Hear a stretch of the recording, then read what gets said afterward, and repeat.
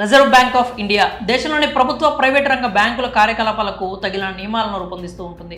Banking regulation act మేరకు ఆ బ్యాంకులు నడుచుకోవాలి. ఒకవేళ రూల్స్ అతిక్రమిస్తే కఠినమైన చర్యలు తీసుకుంటుంది.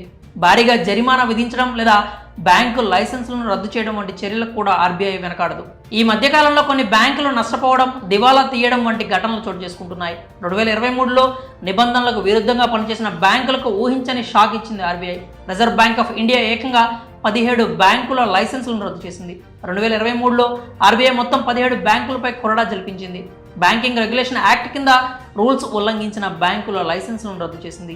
ఇందులో Lucknow urban cooperative bank, Shankarrao Pujari Nutan Nagari Sahakari bank limited, Shri Sharada Mahila cooperative bank, Harihareshwar సహకార బ్యాంక్ మొదలైనవి ఉన్నాయి.